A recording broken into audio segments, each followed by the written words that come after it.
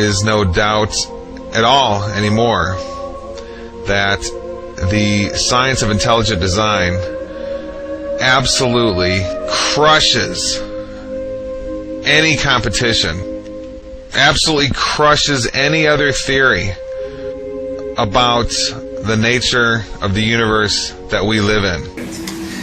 Now, abstract objects, the problem with these abstract objects is they're causally effete, meaning they can't cause anything. Like, for example, the number 1 can't cause anything. The simple law of arithmetic, 1 + 1 = 2, never brought anything into being. I wish it did. It never has put any money into my bank account.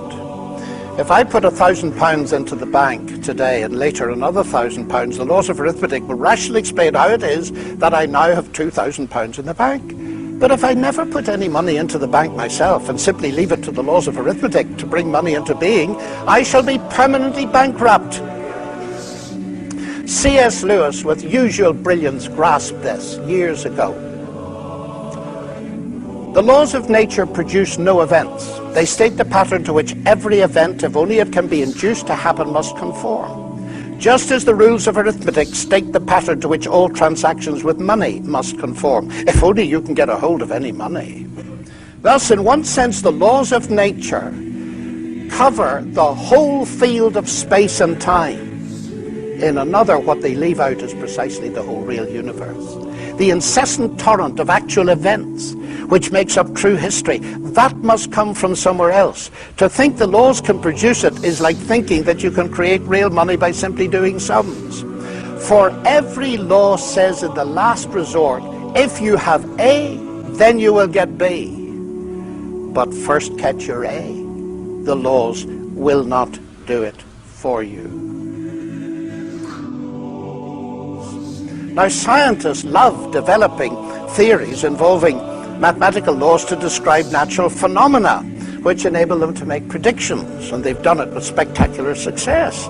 But most are aware, I think, that on their own the theories and laws that they find cannot create anything, let alone a universe. Yet Hawking seems to think they did. Professor Stephen Hawking says that modern science has established there was no need for God in the creation of the universe. In a new book, Hawking suggests that a theoretical framework known as M-theory can explain how the Big Bang was an inevitable consequence of the laws of physics. According to him, it is the laws of physics, not the will of God, that provide the real explanation as to how the universe came into being.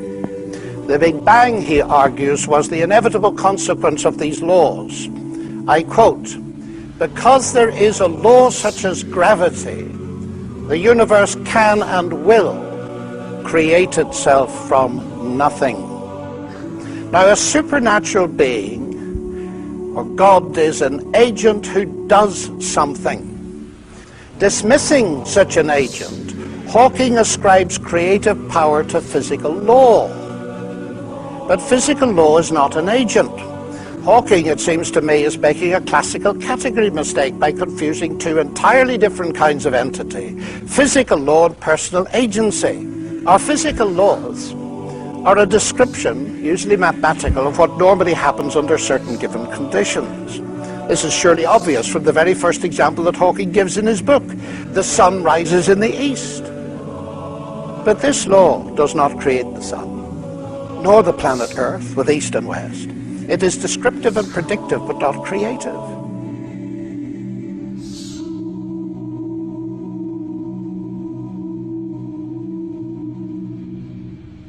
Similarly, Newton's laws of gravitation doesn't create gravity or the matter in which gravity acts. In fact, it doesn't even explain gravity, as Newton himself realized. But it's even worse. The laws of physics cannot even cause anything to happen. Newton's celebrated laws of motion never caused a pool ball to race across the table. That can only be done by people using a pool cue and the action of their muscles. Suppose, to make matters clearer, we replace the universe by a jet engine, and we are asked to explain it.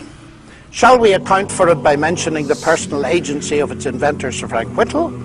Or shall we, following Hawking, dismiss personal agency and explain the jet engine by saying it arose naturally from physical law? Now, this would be absurd. It is obvious we need both levels of explanation in order to give a complete description. It is also obvious that the scientific explanation neither conflicts nor competes with the agent explanation. They complement one another. It is the same with explanations of the universe. God does not conflict or compete with the laws of physics as an explanation. God is actually the ground of all explanation, in the sense that he is the ultimate cause in the first place of there being a world for the laws of physics to describe. Now, there's more to this, because the laws of physics can explain how the jet engine works, but not how it came to exist in the first place. The jet engine needed the intelligence and creative engineering work of Whittle. Indeed, come to think of it, the laws of physics plus Frank Whittle could not actually produce a jet engine on their own. There also needed to be some material subject to those laws that could be worked on by Whittle. Matter, ladies and gentlemen, may be humble stuff, but it is not produced by laws. I submit to you that the world of strict naturalism, in which clever mathematical laws all by themselves bring the universe and life into existence, is pure science fiction. Pure science fiction. Pure science fiction. Now, Hawking here echoes Peter Atkins, a colleague at Oxford, a well-known atheist who believes that space-time generates its own dust in the process of its own self-assembly.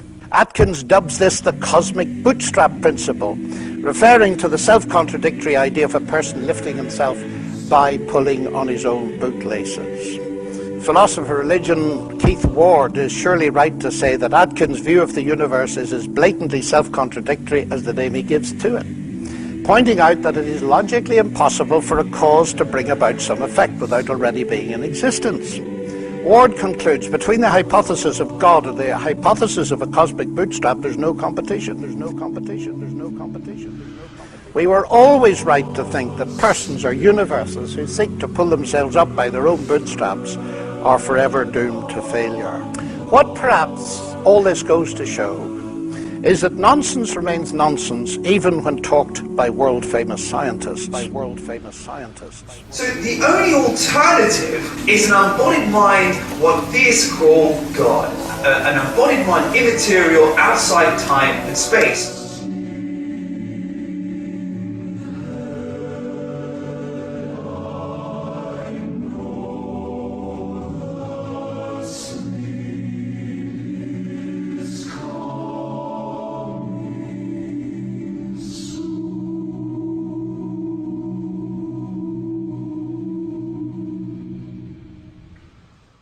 So there's a God.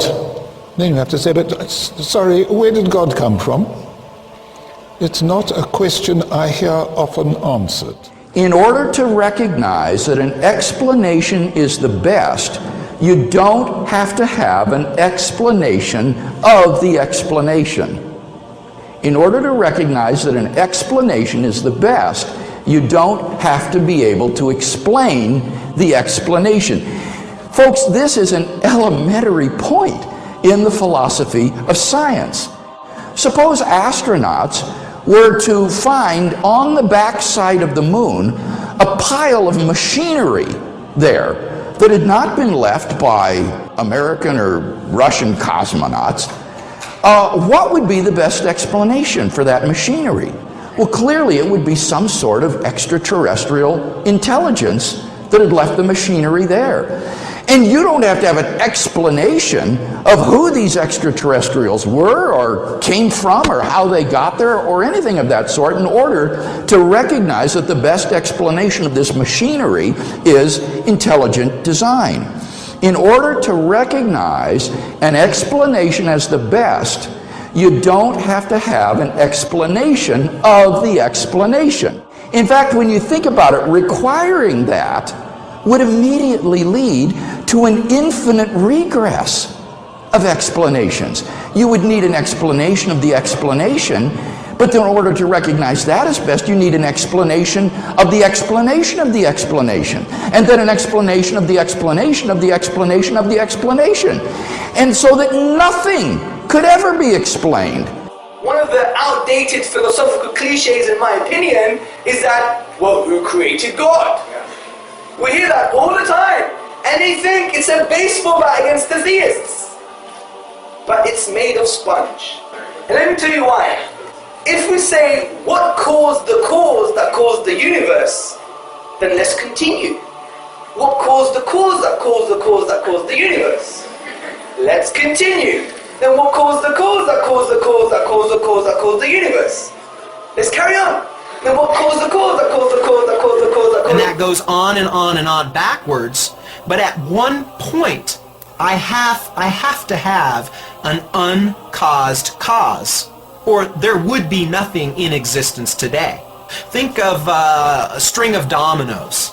You have a domino that knocks over a domino that knocks over a domino. I have to have a first domino, or that string of falling could never start.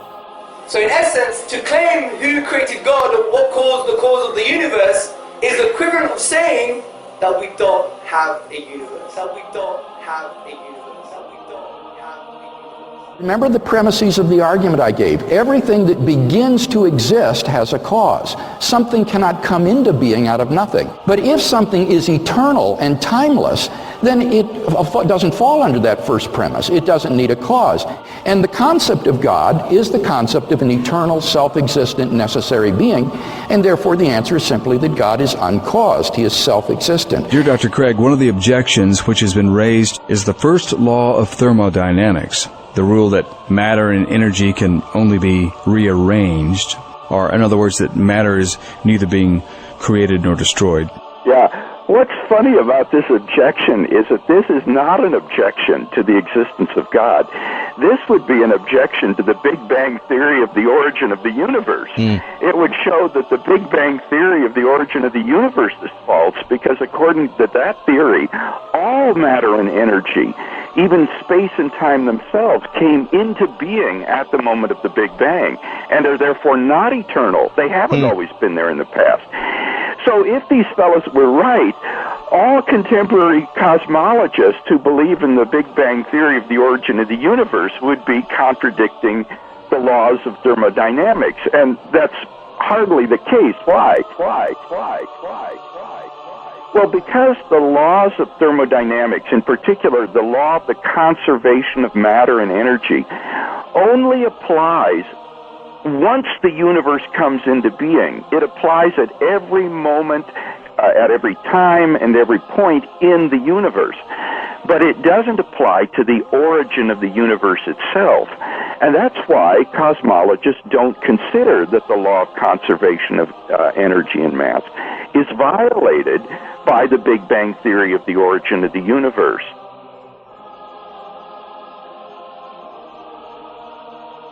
In fact, the atheist fellow mentioned the laws of thermodynamics. He might have wanted to talk about the second law of thermodynamics, which says that in a closed system, things tend toward increasing disorder. Now, the universe on the atheistic view is just a gigantic closed system, because it is everything there is, and there's nothing outside it. And what that implies is that given sufficient time, everything in the universe would grind down to a state of maximum disorder.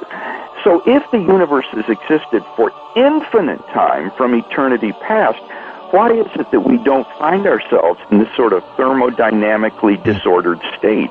I think that the best answer to that is that the universe has not existed forever. It began a finite time ago in a low entropy condition, and the thermodynamic clock has been running ever since then. So the evidence of thermodynamics itself suggests that the universe and matter and energy are not infinite or eternal in the past, but had an absolute beginning.